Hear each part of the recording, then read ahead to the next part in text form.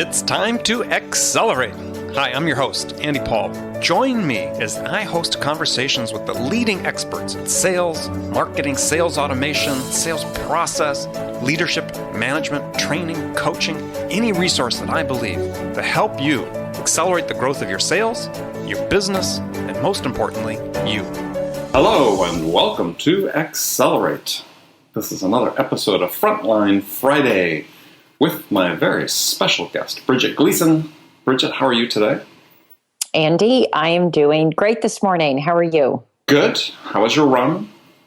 My run was good. I'm glad you know that I am a very routine-oriented. Some would say like a little white rat.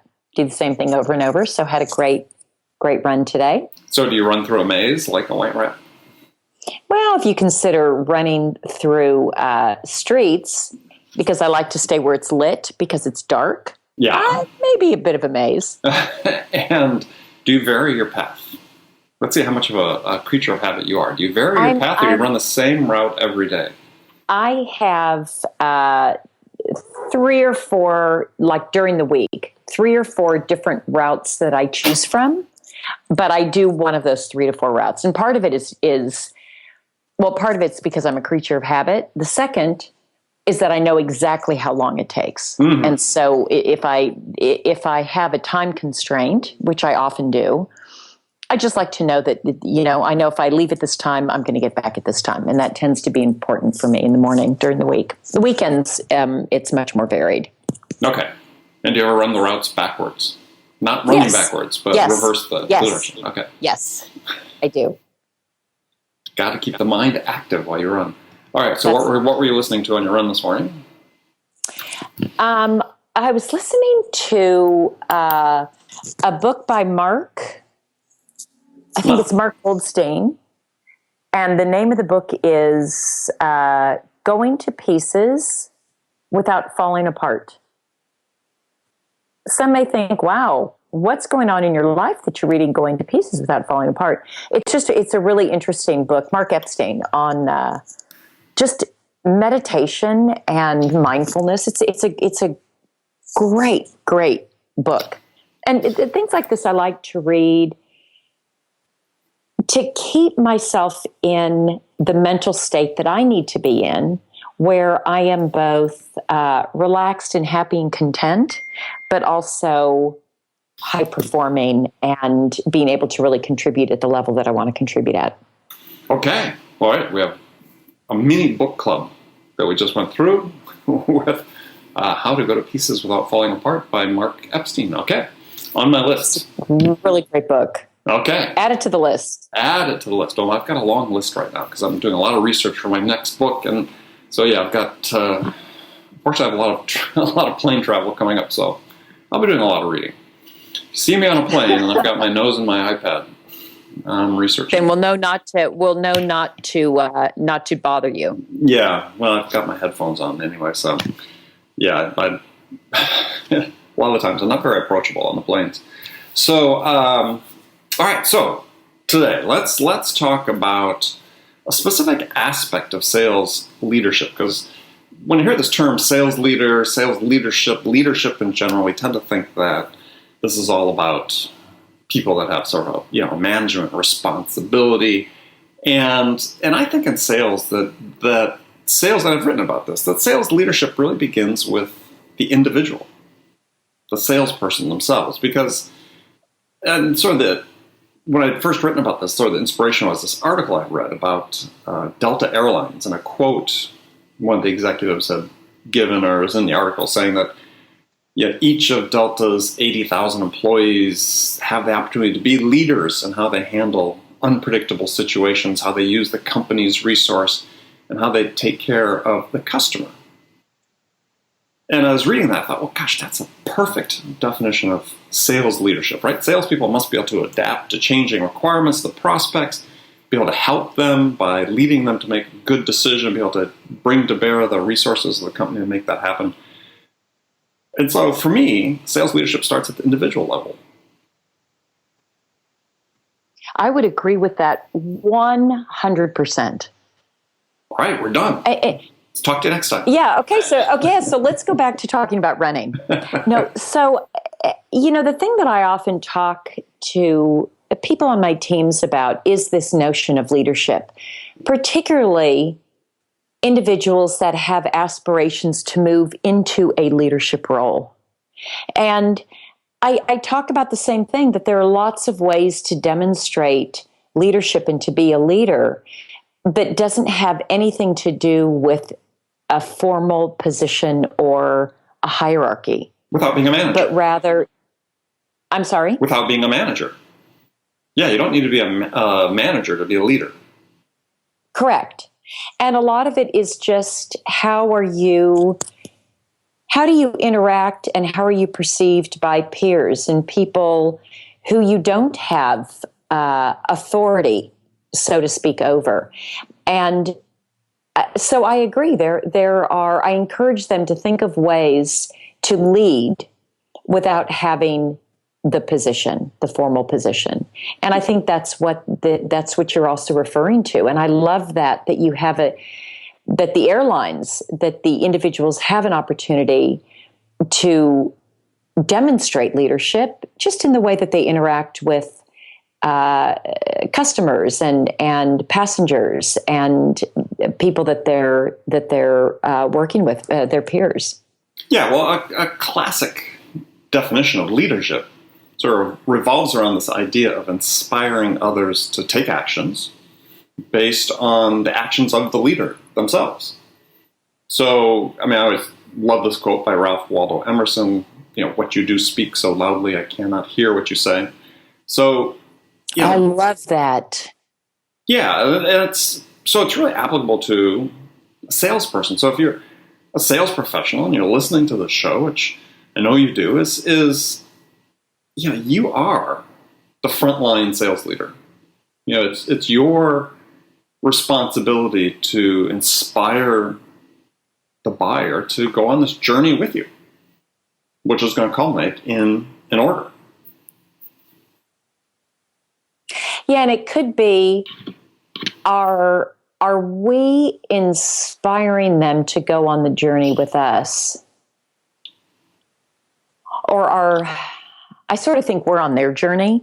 Well, it is, but it's a journey we're taking together. But it's a journey. I agree with the inspirational part. Can we inspire them to allow them to let us help lead them along the journey that they're already on? Mm-hmm. And I think that's a very powerful concept. And a lot of it starts with this idea of being in service to the customer. It's not, a lot of times people think, well, gosh, if I'm serving somebody, I'm not really leading them, right? But actually you do. Doesn't it gets back to that, Andy, this term, servant leadership or Mm-hmm. servant style leadership. And it does get back to that, but there's also a lot about leadership that is really about serving. And I always feel like while I may have the title of a manager, or someone may have a director title or a VP title, that title actually is just, I serve the people who work for me. I work for them in some ways and in more ways. That my job is to create this environment where they can be successful. And I've often said and told my teams that my job is not to motivate, but my job is to create an environment where motivated people can be successful. And so in that way, I see myself very much as a servant leader, Mm-hmm. that I've got to lay the groundwork so that they can be successful. And in the same way, individuals on sales teams can also demonstrate leadership sort of in that same way, in the way that they extend help to colleagues and are share best practices. There's a lot they can do around that, the servant concept of leadership, that I think goes a long way. And it also goes back to what you talked about, is creating this environment where motivated individuals can succeed, is that you're creating an environment where people can feel empowered to take initiative, demonstrate leadership, to make things happen. I'm always struck by reading a book like Band of Brothers or any of the other Ambrose books that were those oral histories of what happened on D-Day, and Stephen Ambrose's books about D-Day and World War II and the invasion of Normandy. And there's one part that really stood out for me, that somebody was sort of comparing and contrasting what made the American soldier so effective, the common soldier. And it was this feeling of being empowered, if not also trained, to take command, show leadership when the situation arose without being told specifically what to do, right? Whereas contrasting with other armies, the command and control structure is so stiff and rigid that soldiers in certain situations perish because they're waiting for commands from their leaders, as opposed to sort of the expectation we have. I mean, it's part of our culture as well in the country is you're in the situation, step up.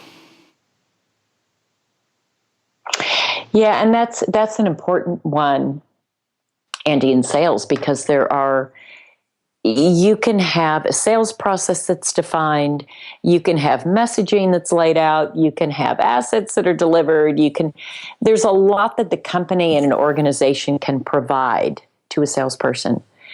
But in the moment, there's that one-on-one interaction. And as you say, that's when it's time to step up and think on your feet and be prepared, and all these other things that nobody can do for you.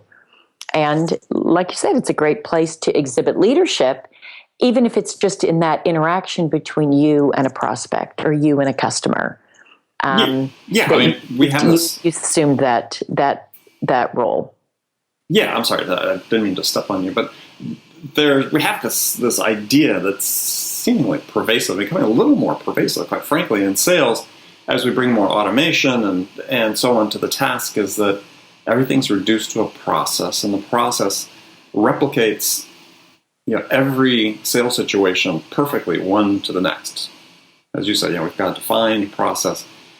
And that's all great until you actually talk to the customer, because it's a person talking to a person, and no two sales transactions, at least to my experience, have ever been identical.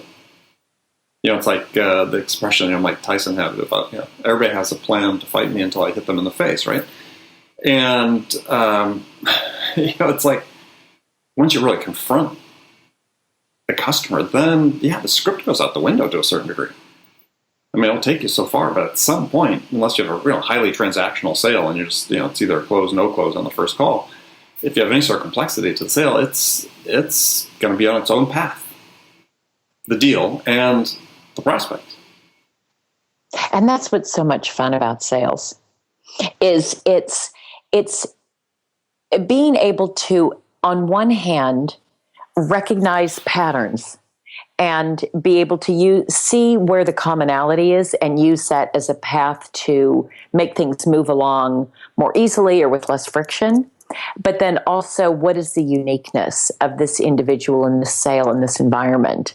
That sometimes it's very nuanced, but those nuances can be the difference between closing a deal and not. And that is what I love also about sales, is that for the most part, it's not cookie cutter. There's a lot of similarities, but you and I've talked on more than one occasion about people who say the salesperson is going away, that they're going to be obsolete, we're not going to need them. But as long as people are involved, humans are involved on the buy side, I believe that humans will be involved also on the sell side. And that's what makes it so interesting. Well, arguably, you can make the case. And I just spoke this week with, interviewed Brent Adamson, who co-author of The Challenger Sale and The Challenger Customer. And if you haven't read The Challenger Customer, not just you, Bridget, you may have, but anybody listening, I really urge them to read that book. I like the Challenger sale, but I'm a big fan of the Challenger customer. To me, a much better book. But the message is that, we've talked about this idea, or it's, sort of become common in just the last year or so since I published the book, that, 5.4 stakeholders in every decision. And based on our latest research, actually, Brent told me this week that number is now 6.8, based on their research with, large B2B complex sales environments, buying environments. So you think about the point that they make in the book, that's not that there are that number of people, but it's how diverse those people are in their roles and responsibilities and the perspectives they bring to this task of buying something. And yeah, it's really hard to say, okay, we've got a process that we can map out well in advance that is going to be adhered to by this organization that's buying this product or service from us. It's impossible. Because you're dealing with humans, and these humans are not all from the same department, they don't all have the same background, same agendas, same perspectives. So, this idea of the sales professional as the leader really becomes even more important when you start looking at these environments where you have this large, expanding number, not just a large number, but an expanding number of stakeholders that you have to bring together and get a consensus from in order to move forward to an order. Andy, I haven't read The Challenger Customer. And now I'm intrigued by it. What is you've talked a little bit about it just right now, but basic premise, net, what is it? What is that book? Well, probably net is that they sort of turn the table, and they're saying that what's really happening in larger organizations, enterprise that are going through these purchases is that that they don't really have a process, right? The problem is oftentimes when they go and start a program, to buy a product or service, is they don't really necessarily know at the beginning who these stakeholders are that are going to be involved. Mm. So it's right. So they do a great job laying out the different. They sort of categorize different types of stakeholders, and it's mapped back eventually to sort of the Challenger sale in terms of how you identify the right ones to lead, basically, right? To work with, and. It's what's that? It's almost more of a problem. They almost position it more of a problem from the customer's perspective. They have a challenge buying, and so how do we map what we do from a selling standpoint onto their challenges? How do we help them get to the point? As a statistic that I talk about in the book, that for CEOs who, based on the research they talk about, oftentimes sort of say, we don't. We know what's going on, but we don't make that sort of that decision, right? Or is that the decision is not most important about, is it the optimum technical solution, the optimum business solution for us? Is it a solution that I can get buy-in from my organization? That's a more important criteria to them.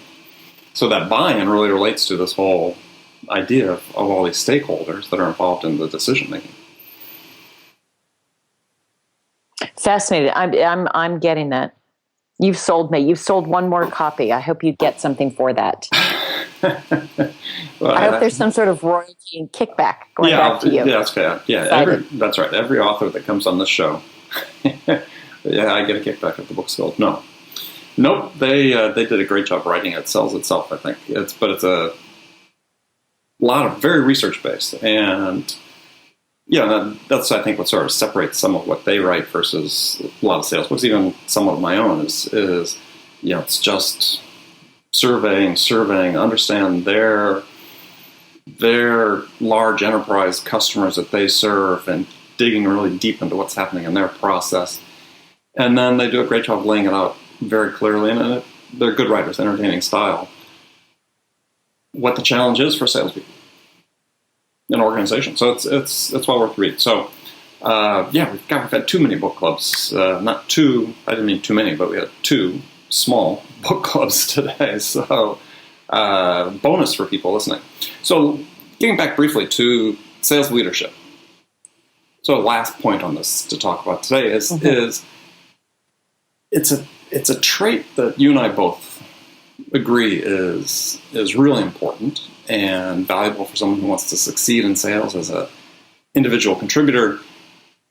But I have never seen leadership put into a job description for a sales rep position or an account exec position. We always get the heroic terms, hunter, closer, or extrovert, aggressive, blah, blah, blah, blah, blah. But we never see leadership. How would you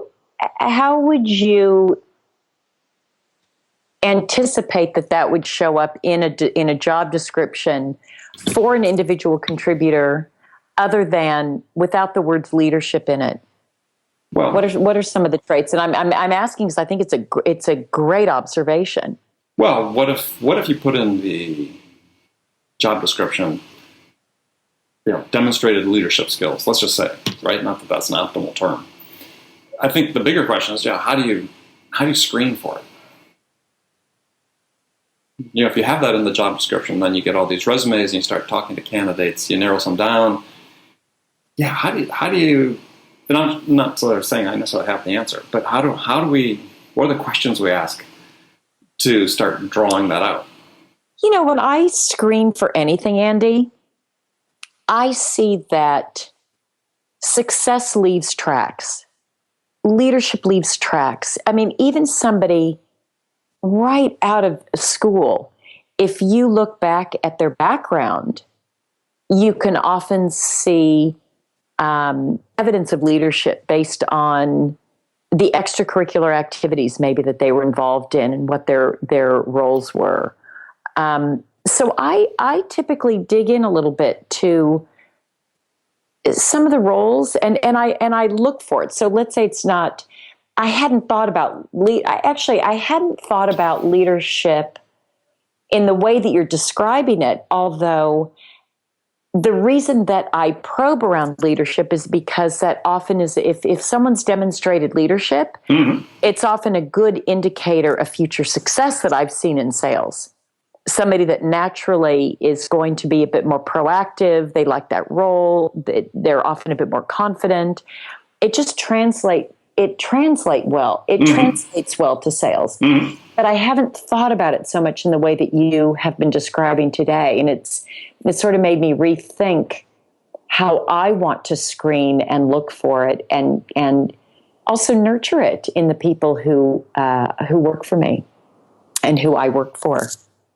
Yeah, and as always, we'd be interested in feedback from the listeners of the show. If you, as a sales manager, you've been screening for, you've been looking for very consciously leadership capabilities and so on, and when you're hiring sales candidates, send us an email. Tell us what you do that works for you, and you can send that to Andy@zerotimeselling.com, and we'll talk about it on the air in a future episode. But it is you're absolutely right. Success leaves tracks, footprints, whatever you want to say, and oftentimes you're hiring people that are a little bit new, maybe straight out of school or just limited experience. There's things that they've done either at school or in their personal lives that, could be something that's a service orientation, some organization that they lead or whatever, that demonstrate that. And I think I look for those things as well. It's been more conscious over the years. I grew more conscious of being deliberate about looking for it. But intuitively sort of want to say, okay, well, what sets this person apart? Oftentimes what sets them apart is things they've done that have demonstrated leadership. Captain of a sports team, for instance. Oftentimes in sales, some people very consciously look for people that had athletic experience in college, let's say. But, for me, I always like, was this woman, was she captain of the soccer team? That, to me, is a step up. It's a recognition from the peers of the leadership that this person was providing. And does that carry over into sales and professional lives? I think it's a good indicator. You never guarantee, but it's a great indicator compared to something else. Yeah, it's one signal. It's one signal that it can definitely be a good sign. I'm in agreement on that one. Okay, well, good. All right, so any other thoughts on this point? Otherwise, we're going to wrap up for today. I think that's good. Okay. Otherwise, we can talk about running again. Well, we'll talk about running at the start of the next episode. I'm sure everybody's interested. Actually, yeah, I've been running a lot, as you know. I've got some events coming up. We'll talk about that next time. That's right. That sounds great. All right. So everybody, again, thanks for listening today. We really appreciate it. We appreciate your participation in the show.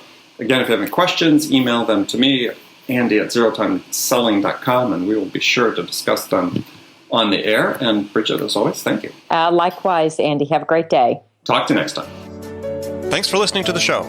If you like what you heard and want to make sure you don't miss any upcoming episodes, please subscribe to this podcast on iTunes or Stitcher.com. For more information about today's guest, visit my website at andypaul.com.